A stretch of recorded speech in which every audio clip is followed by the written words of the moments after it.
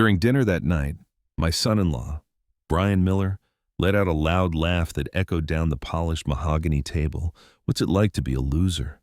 "David," he said, raising the expensive Cabernet I'd brought as a congratulatory gift for his recent promotion. Everyone at the table laughed, everyone except me.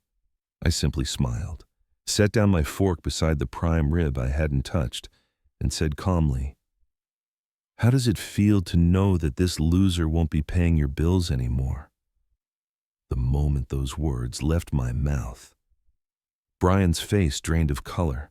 The laughter died instantly, replaced by a tension so sharp it could have snapped the crystal stemware in Caroline's dining room. My daughter Lisa had spent days preparing this dinner to celebrate her husband. The candles flickered between us, shadows dancing on the glossy wood. If anyone had been breathing, I couldn't hear it. "You what?" Brian muttered, as if the room itself had betrayed him. But I didn't give him the courtesy of a second look. I simply returned to cutting my steak. The rest of the family frozen in place. My grandson, Jake, 12 years old, stared at his father with wide, confused eyes. Chloe, my 9-year-old granddaughter, stopped mid-bite of her chicken, her little brows scrunched with worry.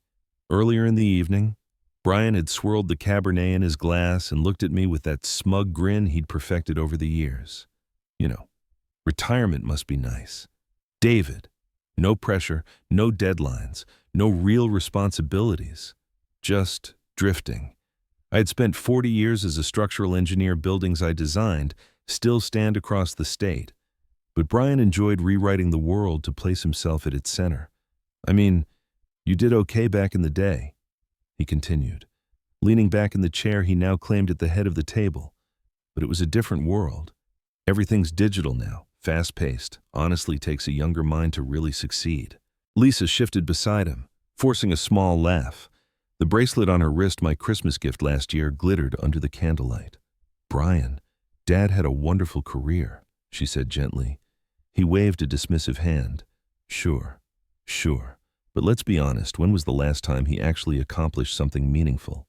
That was when little Chloe piped up softly. "Grandpa built my treehouse last summer."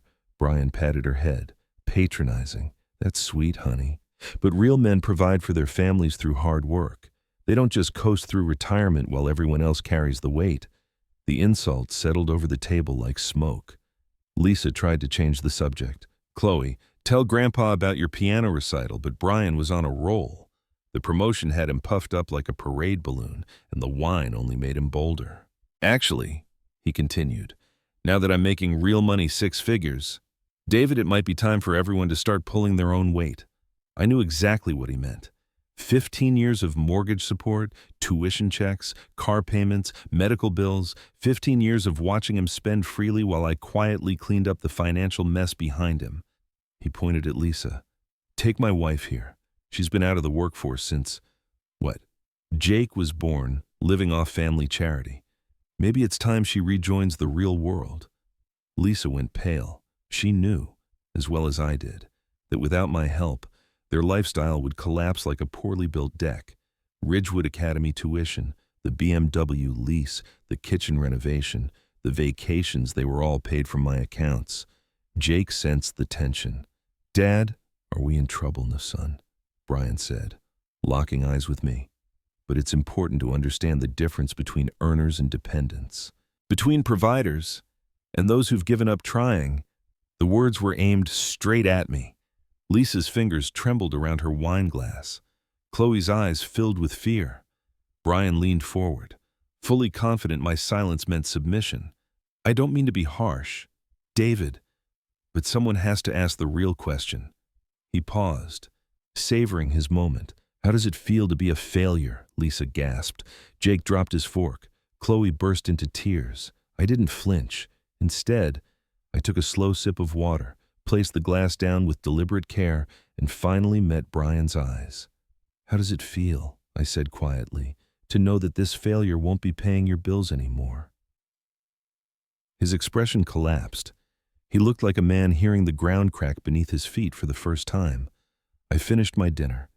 Then I wiped my mouth with my linen napkin, stood, kissed my grandchildren goodbye, and told Lisa softly, "Thank you for dinner. It was delicious." Then I walked out into the crisp March night, leaving behind a room full of people who were only beginning to understand what 15 years of quiet generosity had meant. The 15-minute drive home was silent. My hands were steady despite the storm inside me. When I reached my modest two-bedroom house, the motion sensor lights flicked on, casting long shadows across the walkway. I hung my coat and walked straight to my study. The smell of old books and polished wood welcomed me. The brass desk lamp glowed warmly as I sat down and pulled open the first drawer of my filing cabinet, 2009 to 2012. 15 years of receipts, 15 years of canceled checks, 15 years of promises I had kept silently. It was time to see exactly what my so-called failure had cost me. I pulled open the drawer labeled 2009 to 2012, the first years after Ellen, my wife, passed away. Lisa had been drowning back then emotionally, financially, spiritually. Brian had been working an entry-level insurance job with no security during the recession. Their mortgage hung over them like a winter storm cloud. The first folder I opened was marked Mortgage Assistance, $2,800. Every month, month after month, February 2009, March, April, all the way through December, then year after year for 15 years. Just the mortgage alone, $2,800, 180 months, equals $504,000. $500,000 to keep a roof over their heads. Next drawer, auto payments, Brian's BMW lease, Lisa's SUV loan. Both vehicles far beyond what their income could justify. I had quietly paid $1,200 a month combined for 8 years. $115,200 just for their transportation. Then, Ridgewood Academy tuition. Stacks of invoices printed on heavy white paper, $24,000 a year for both kids. Sometimes more with extracurriculars. The school with the picturesque courtyard, the advanced language programs, the Olympic-sized pool. All of it paid from my checking account. 16 years of tuition and activity fees came out to $192,000. Medical bills came next, insurance premiums for Brian when he was between jobs. Emergency room bills for Jake, dental work for Chloe, therapy sessions for Lisa during their near-divorce years. 15 years totaled $120,000. Tucked into the back of one folder were receipts I had almost forgotten: Disney World, a 7-day European cruise, a ski trip to Aspen, the down payment for their kitchen renovation, Christmases that looked magical only because I funded them, another $45,000 in miscellaneous support. I leaned back in my leather chair, my fingers resting on the cool wood of the desk Ellen had insisted we buy decades ago. My calculator sat in the middle of everything, mocking me with its final number, $976,200, nearly $1 million. $1 million I had poured into my daughter's household without a single public acknowledgement, not a single thank you in years. When had my help become invisible? When had generosity become expectation? When had my daughter, my little girl who once called me in tears after losing her first job, turned into someone who let her husband mock me at my own dinner table? I reached into another drawer, the one labeled Personal. It held records of my own life financial statements, unrealized plans, sacrifices made quietly because the family needed help again and again. There were brochures for the river cruise Ellen and I had dreamed of taking for our 30th anniversary. Still wrapped in the envelope from when it arrived, trips we never took, hobbies I had postponed, a beautiful lakefront home I once considered but eventually dismissed because Lisa and the kids needed support that month. My truck, the 15-year-old Ford that coughed every winter, sat in the garage while Brian drove a new luxury car every 3 years. I closed the drawer slowly. At 10:30 p.m., I reached for my phone, for my banks, insurance companies, auto lenders, all saved neatly in my contacts. I didn't hesitate. Tomorrow, everything would change. Sunday morning, I sat at my kitchen table, sipping coffee that tasted stronger than usual. Maybe it was just the feeling of something shifting beneath the surface of my life. I returned to my study with my notebook and a pen. One by one, I dialed the numbers. National Bank. This is Jennifer. How may I assist you? I need to cancel all automatic payments from checking account ending in 2156. Verification, typing, a final confirmation. Those payments are now discontinued. Mr. Carter, 8 items crossed off my list. Colorado Mutual Insurance needed a supervisor. Ridgewood Academy transferred me twice. The BMW lease department placed me on hold with aggressive jazz music. But every call ended the same. Your automatic payments have been canceled. By 11:15 a.m., half of their financial world had quietly collapsed and they didn't even know it yet. But they would. At 11:47, my phone rang. Dad Lisa's voice trembled with confusion. The bank called. They said the mortgage wasn't paid because the account had insufficient funds. But that makes no sense. Because she stopped abruptly. Because she realized. Because you assumed I'd keep paying forever. I said calmly. What do you mean? Her voice rose an octave. I meant what I said last night. I'm done covering your expenses, Dad. You can't just... And I have mortgage, insurance, Ridgewood tuition all discontinued as of this morning. Her breathing quickened. This isn't funny. We could lose the house, then you'll learn how to pay for it yourselves. The line went dead.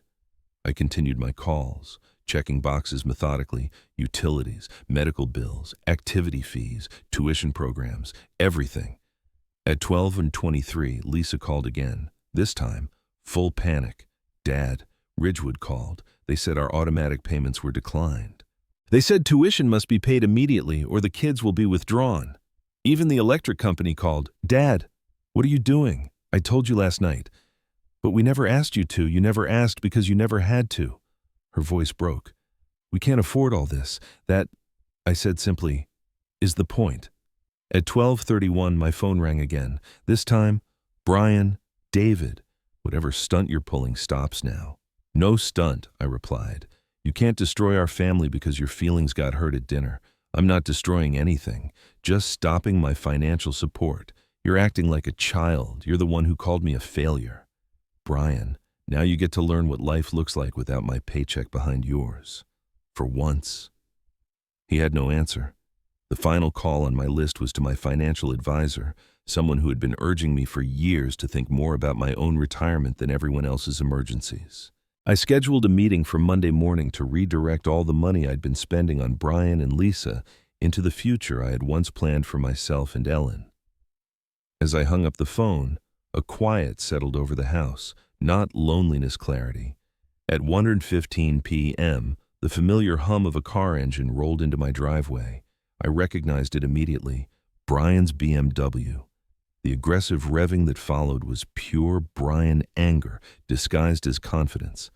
Through my living room window, I watched him slam the door so hard the car shook. Lisa climbed out more slowly, clutching her purse like a lifeline. Before they could knock, I opened the door. We need to talk, Brian said, pushing past me without waiting for an invitation. Lisa followed, pale and trembling. Please come in, I said, watching them stake territory in my living room like they owned the place. Brian planted himself in the center of the room. This ridiculous tantrum ends now. You will call the banks and restore every payment today. No, I said simply. His face turned a deep red. You can't just cut us off without warning. There are legal obligations, verbal agreements. You promised Lisa you'd help. Show me the contract. I replied calmly, where I agreed to finance your life forever. Lisa stepped forward, her voice thin and shaking. Dad, please think about what Mom would have wanted. You promised her at the funeral that you'd take care of us. Ellen, of course they'd bring her up. I promised I'd help until you were stable. I said, 15 years later, you are less stable than the day I started. Lisa blinked. 15 years. I walked to my desk, retrieved my notebook, and set it on the coffee table. Would you like the total? I asked quietly. It's $976,200. Mortgage assistance, car payments, Ridgewood tuition, insurance, medical bills, vacations, everything. Brian actually staggered back a step. That's impossible. We never asked for that much. You never asked because you didn't need to, I said. You simply expected it. Lisa sank onto the couch as if her legs could no longer support her. Her voice shrank to a whisper. Dad, The kids. Jake's baseball. Chloe's piano lessons. The kids will not suffer, I said firmly. I'll cover their school, their activities, their needs, but none of that will go through you and Brian anymore. Brian exploded. You can't divide the family like that. We're a team. Teams require respect, I said. When was the last time either of you thanked me for anything? Silence. Thick, heavy. Lisa finally broke, her face crumpling. I didn't know it was so much. I thought helping us made you happy. It did, I said softly. Until you stopped appreciating it and started demanding it. Brian paced my carpet like a caged animal, anger twisting his features. Fine, you want gratitude. Thank you. There. Now, restore the payments. That's not gratitude, I replied. That's desperation. His pacing stopped. What exactly do you want from us? I want you to learn to live within your means, I said. I want my grandchildren to see their parents earn their life, not inherit it, and I want to be treated like a father, not an ATM. Lisa wiped her tears. What if we can't? What if we lose everything? Then, I said quietly, you'll learn what failure actually feels like. Brian straightened, grasping for the last scrap of his pride. I'll call a lawyer. There are laws about elder financial abuse. I almost laughed. Please do. I'd love to explain how I've been the one financially abused for 15 years. For a moment, Brian looked like a man who had realized he brought a squirt gun to a wildfire. They left without another word, the BMW roaring down the street like a wounded animal retreating from battle. When silence returned to the house, my hands trembled for the first time since dinner. I sat heavily in the leather armchair Ellen gave me for our 20th anniversary and stared at the wedding photo on the mantel, Ellen beside me, glowing, Lisa smiling brightly, Brian humble in a cheap suit. I remembered that young man. He drove a beat-up Honda, worked long hours, and bowed his head when he asked to marry my daughter. Mr. Carter, he had said. I'll take good care of Lisa. I may not have much, but I'm working hard to build something worthy of her. I believed him then. I wanted to. But somewhere along the years, maybe when Ellen died, maybe when the promotions came, maybe when the checks kept arriving without consequence, Brian stopped building anything, and Lisa followed him into that complacency. The next 3 days unfolded like watching dominoes fall, one after another, all set in motion by a single push. Monday morning, the first notifications hit. The mortgage payment bounced. Penalty fees stacked up. The bank issued a warning. At 9:47, Lisa called. Dad, the bank wants $2,875 by tomorrow or they'll begin foreclosure proceedings. I said nothing. Silence was answer enough. By noon, Brian's BMW lease company left 2 voicemails. Lisa's SUV loan failed. Insurance lapsed at 3 p.m. Tuesday brought even more panic. Lisa applied for jobs, Target, Walmart, 3 restaurants. She had been out of the workforce since 2009. No one was calling her back. Wednesday afternoon, I drove past Ridgewood Academy. I saw Jake and Chloe standing among kids whose tuition had cleared. Their mother would be receiving a very different phone call that afternoon. Brian and Lisa's world wasn't falling apart because I abandoned them. It was falling apart because they had never built anything themselves. And for the first time in 15 years, I let them feel it. By Thursday morning, the cracks in Brian and Lisa's life had become impossible to hide. Their neighbors, once impressed by the luxury car in the driveway and the private school backpack straps on Jake and Chloe's shoulders, began noticing raised voices through the walls. Mrs. Adams, my elderly neighbor, mentioned hearing shouting during her evening walk. The young man was yelling about maxed-out credit cards. She told me gently, Lisa sounded defeated. I thanked her, though the words twisted inside me. I never wanted my daughter humiliated, only awakened. That afternoon, while sorting through bills of my own, my phone rang again. Lisa's voice was raw. Dad, I went to 5 interviews yesterday, she said. Exhausted. McDonald's, a cleaning company, the grocery store, a diner, a call center. Every single one asked for recent work experience. Her voice cracked. I haven't worked since 2009. They told me I'm not competitive. She let out a trembling breath. Brian tried to pay the mortgage yesterday.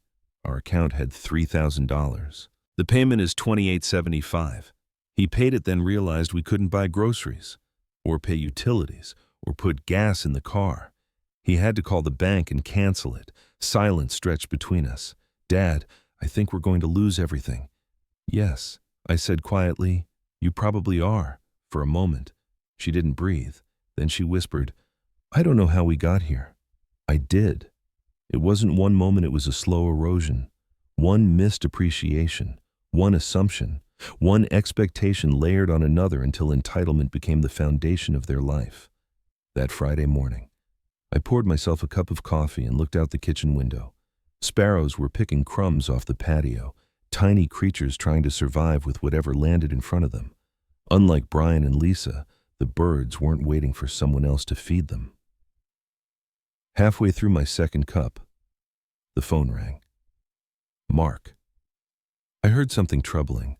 My friend Dave from the hardware store said, "Brian was at Murphy's bar last night telling people you cut him off without warning. Said you're punishing the kids out of spite." I set the mug down slowly. "What exactly did he say?" I asked. "That you abandoned your family in their greatest time of need." Tried to make himself look like the victim. Typical Brian. Make noise, shift blame, never look inward. By the next day, the rumors had spread farther than I expected. My late wife's sister, Janet, called in a tight, disapproving voice. "David, why would you abandon Lisa?" she demanded. She was crying when she called. She said the children think you don't love them anymore. I inhaled slowly. Did she mention the $976, $200 I've given them over the last 15 years? Silence, then another, longer silence. Finally, Janet whispered, She didn't mention that. Of course she hadn't. People rarely advertise the help they receive, only the hardships when that help stops. That afternoon, little Chloe called me herself. Her voice was small, careful, rehearsed. "Grandpa, Mommy says we might lose our house because you don't want to help us anymore. Did we do something wrong?" My heart tightened. "No, sweetheart, you didn't do anything wrong. Would you like to get ice cream with me later?" "Mommy said you might say no to everything now." "I never say no to ice cream with my granddaughter." She giggled, the innocence in her voice reminding me exactly why I had drawn the line to protect the children from a cycle of entitlement that would eventually poison them too. When I dropped her off, I saw Lisa watching from the window. Not angry, not proud, just calculating.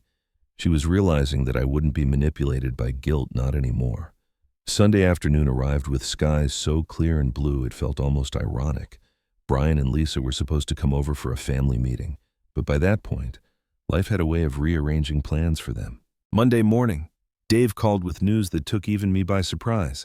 "David, there's a foreclosure notice on Lisa's front door." I closed my eyes, steadying my breath. 30 days. They had 30 days to pay $8,625, 3 months' worth of missed mortgage payments, plus penalties and legal fees. By Tuesday, even more changes appeared. Brian's shiny BMW vanished from their driveway. In its place sat a 10-year-old Honda Civic with peeling paint and a dented bumper. Mrs. Adams said Lisa looked embarrassed signing paperwork at the used car lot while Brian stood beside her, shoulders slumped. By Wednesday, I was standing in the cereal aisle at the local grocery store when I saw her. My daughter, wearing a navy blue vest, scanning barcodes at the checkout counter, a name tag that read Lisa M. Her eyes flicked up and met mine for only a second. The shame in them was unmistakable. When her shift ended, she walked to the parking lot, exhaustion weighing down every step. She got into the old Civic and sat for a full minute, hands on the steering wheel, before pulling away. I didn't interfere. Growth never comes from shortcuts. That night, my phone rang again. "Jake, Grandpa, Mom and Dad are fighting again. Loud, about money. Dad says Mom's job doesn't pay enough. Mom says Dad never made enough either. Then they said mean things about you." "What kind of mean things?" I asked gently. "They said you ruined everything." But then Mom cried and said maybe they ruined it themselves. I closed my eyes. It wasn't malice. It was awakening. By Thursday morning, even the walls of their house seemed too thin to contain the turmoil inside. As I passed during my morning walk, I heard snippets. 8 hours on my feet for almost nothing. We never appreciated what we had. Your pride got us into this mess."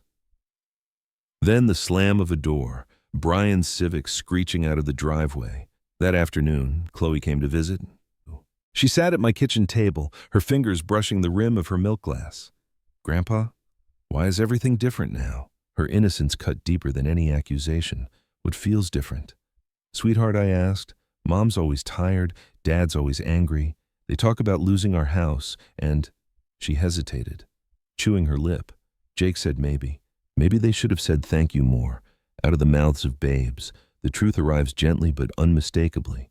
I reached for her small hand. "You're going to be okay, Chloe, I promise." And for the first time in years, I finally felt like that promise meant something real.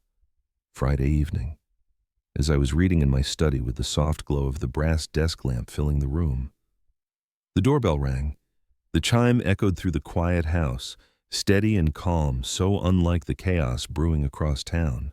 When I opened the door, Brian stood on my porch alone. Gone was the smug corporate posture he wore like armor. His button-down shirt was wrinkled, his tie loosened, his hair disheveled. But it was his face creases of exhaustion, eyes shadowed with something close to fear that surprised me most. "David," he said quietly, I need to talk, just the two of us, man to man, for the first time in a long while." He didn't push past me. He waited hesitant, unsure until I stepped aside and motioned him in.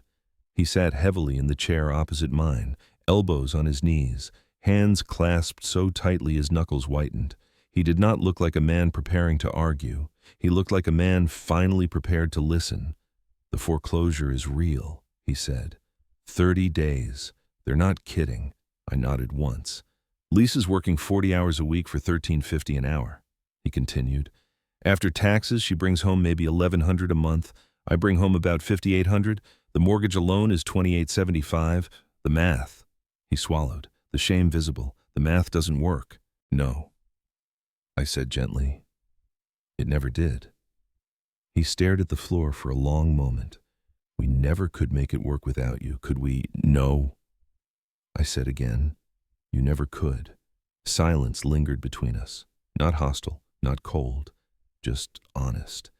"I've been thinking," he said finally, "about something you said at your house about earning respect instead of inheriting it."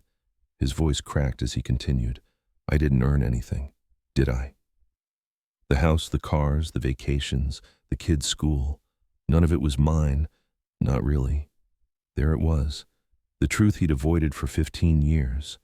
What do you want from me, Brian?" I asked quietly. He looked up, eyes red, voice trembling. "I want to know if there's a way back from this. Not back to how things were, you're right. That wasn't healthy. But forward, toward something better." I didn't answer then. Some things require reflection. He nodded, stood slowly, and left without another word. But as he walked down my steps, shoulders slumped, I felt something shift. Not forgiveness, not yet, but possibility. The next afternoon, I heard the low rumble of the old Honda Civic pulling into my driveway. When I opened the door, Lisa stood there in her grocery store vest, her hair pulled back, face streaked with tears and fatigue. "Dad," she whispered, "please, we need to talk about Jake and Chloe." She didn't look entitled. She didn't look defensive. She looked like the daughter who once clung to me after Ellen's funeral, terrified of a world without her mother. I let her in. She sat in the same chair Brian had occupied the night before. Her hands shook slightly as she removed her name tag and set it on the coffee table.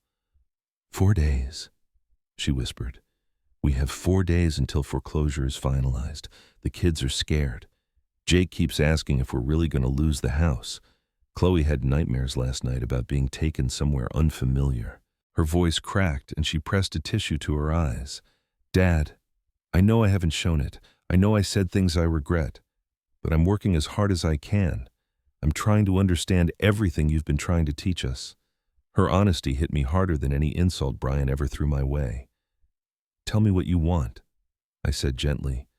"I want stability for my children," she whispered. "I want them to finish the school year with their friends. I want them to sleep without fear." There was no manipulation in her tone, only motherhood. I leaned forward.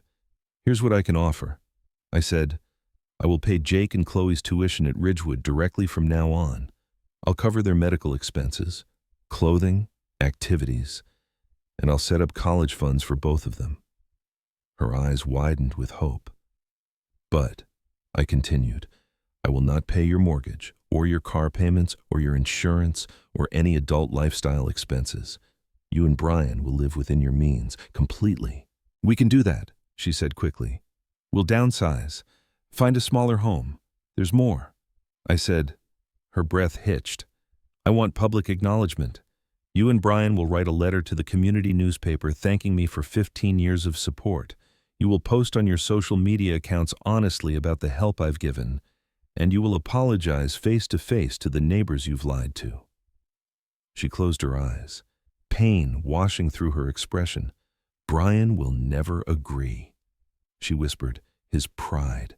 Then his pride matters more to him than his children do. We sat in silence while she absorbed the truth.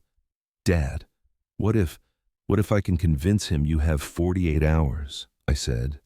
At noon on Monday, the offer expires. She nodded slowly, stood, and walked toward the door, but before leaving, she turned back. Dad, thank you for still loving Jake and Chloe. I never stopped loving any of you. I said, I just stopped enabling you. When she drove away, I knew that household was about to have the most honest conversation they'd had in 15 years. From what my neighbor Dave later told me, the scene that unfolded in Lisa's kitchen that night was one of reckoning. Brian was reheating leftover pizza when she walked in, vest still on, eyes still swollen. Your shift ended at 3, he said. Where were you with my father? She replied. His jaw tightened. You went behind my back. We're out of time. Brian, she said. 4 days. The kids are terrified. She then explained my offer. His relief lasted all of 2 seconds until she told him I wasn't paying the mortgage or car payments. That's impossible, he snapped. It's reality, she said quietly. Then she told him about the public apologies. Brian's face went white, then red. He wants to humiliate me.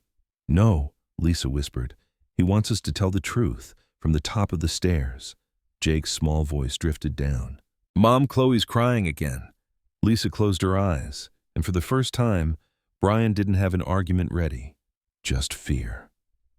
Lisa climbed the stairs to comfort Chloe, leaving Brian alone in the kitchen with the foreclosure notice lying starkly on the counter. The edges curled slightly, as if the paper itself had absorbed the tension in the room.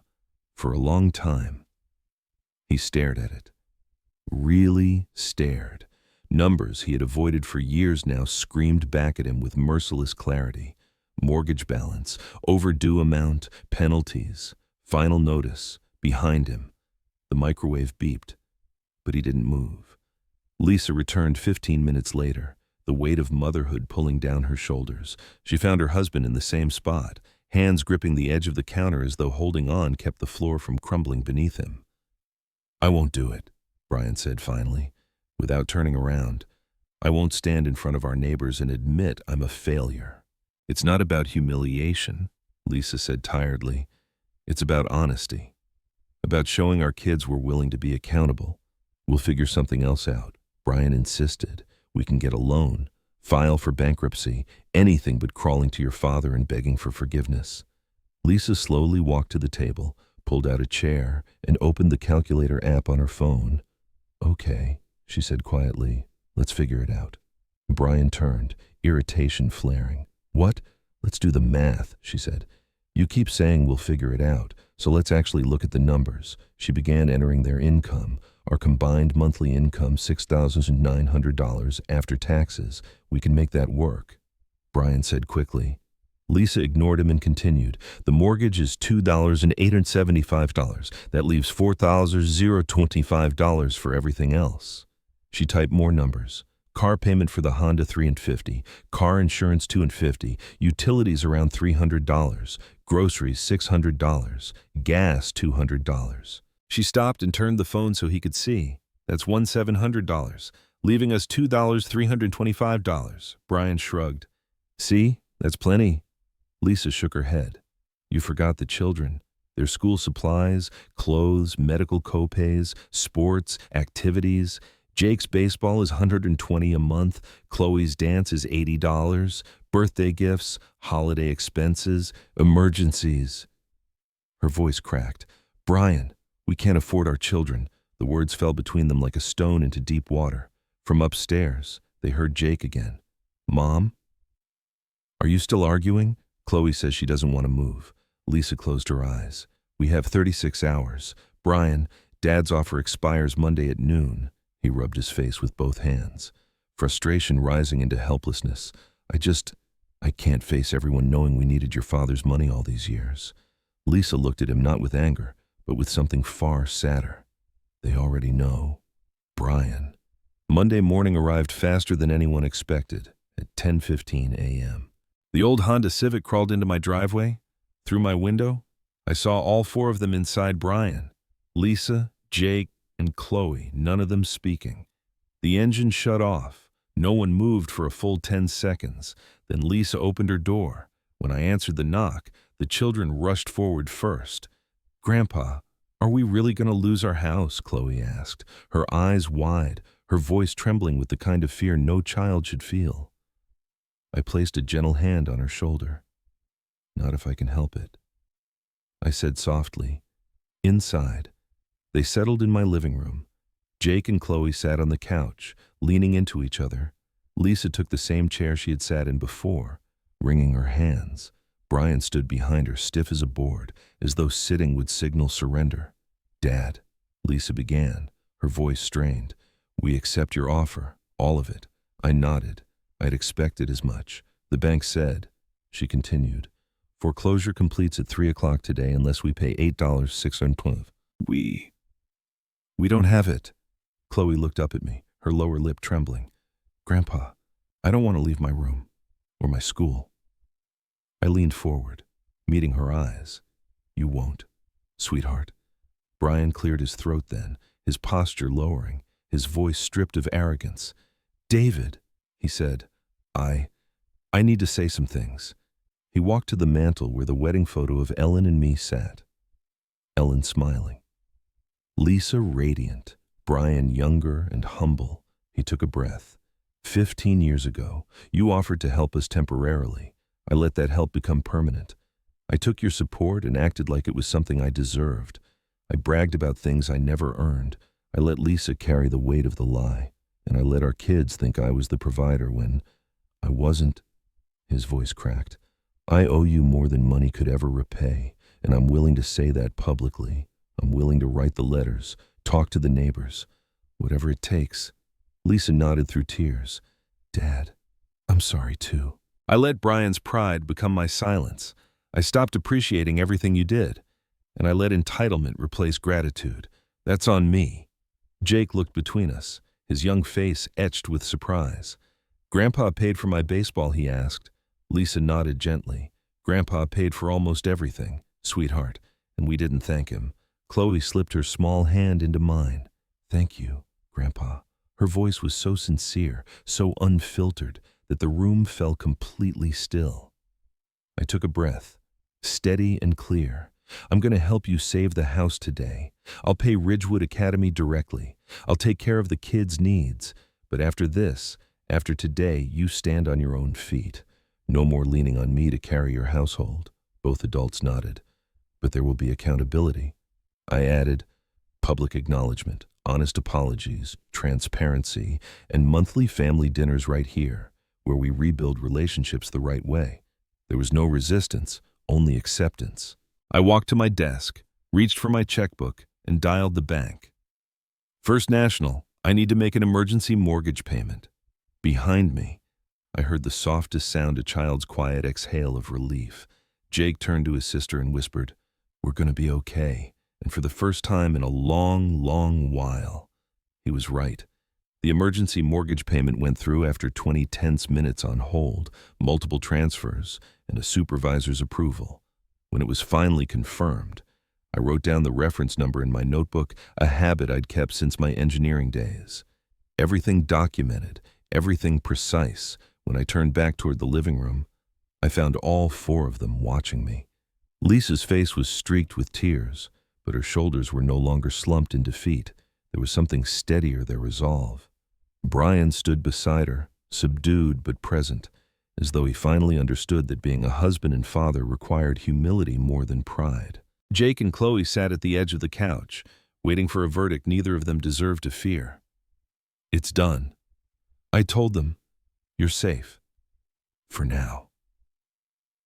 Chloe let out a small sob of relief and rushed forward, wrapping her arms around my waist.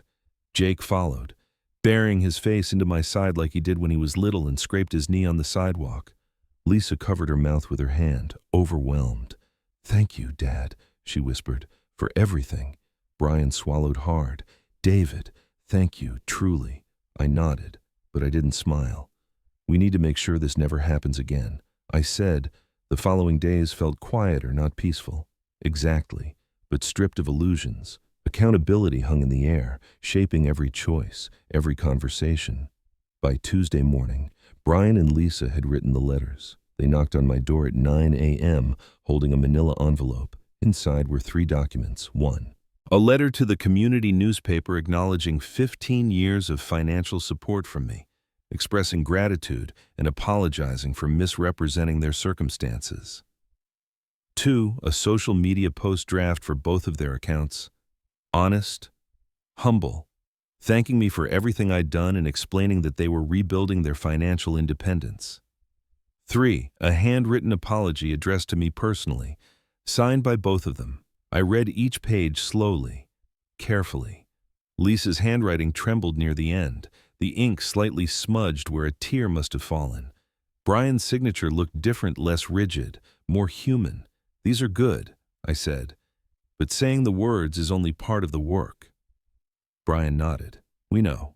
We're ready." And to their credit, they were. That same afternoon, they went door to door on their street.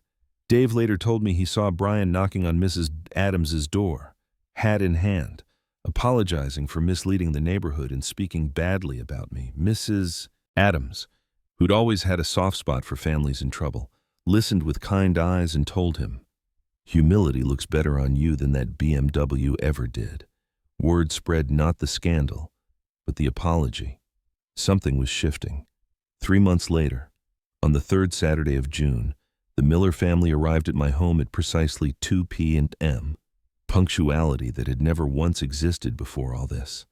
The Civic pulled into the driveway first. Chloe jumped out of the back seat wearing a bright blue soccer uniform, grass stains on her knees, and a gold medal hanging proudly from her neck. Grandpa," she shouted, racing toward me.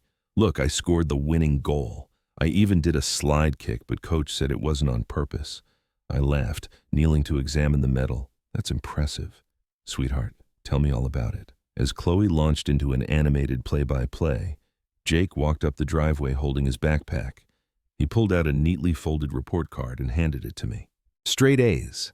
A handwritten note from his teacher. Jake has shown remarkable maturity and leadership these past few months." I looked at him with raised eyebrows. He shrugged. "I've been trying harder," he said. "I want you to be proud." "I am." I told him, "Very." Inside the house, Lisa set a folder on the coffee table. "Dad, here's this month's budget review," she said. "We've been sticking to it. We're covering the mortgage, utilities, groceries, even starting an emergency fund." The pride in her voice wasn't boastful this time. It was earned. Brian took a seat across from me. "I wanted to ask you something," he said. "There's a possibility the regional director position at my company might open up soon. It would mean more responsibility, a better salary, but also some travel. I want to make sure I can handle everything at home if I take it." This was the first time in years he'd asked for my guidance instead of my wallet. "What do you think you need to succeed?" I asked. He considered this, then said, "Balance and honesty with Lisa, with myself." I nodded. "Then start there." Later that afternoon, the kids disappeared into the backyard, their laughter carrying through the open window. Inside, Lisa and Brian sat on the couch, their fingers intertwined, a small gesture, but a genuine one. "We've been talking," Lisa said, "about the future." Brian took a breath, then added, "We're thinking of selling the house eventually, not right away. But once we've built enough savings to move into something we can actually afford, we want to stand on our own feet." Lisa continued, Not because we don't appreciate everything you've done, but because it's time. For the first time in 15 years, I saw my daughter as the woman Ellen always believed she could be. As the sun dipped lower in the sky, Chloe rushed inside holding 2 handmade cards. "We made these for you," she said. Jake's card said, in careful handwriting, "Thank you for taking care of us. Even when Mom and Dad forgot to say please." Chloe's card was simpler, drawn with glitter and crooked hearts. "I love you, Grandpa." These weren't apologies, they were transformations. Brian looked at me then, voice quiet but steady. "Are you proud of us now?" I looked at all of them, my daughter, finally standing tall, my son-in-law, humbled but growing, my grandchildren, learning gratitude instead of entitlement.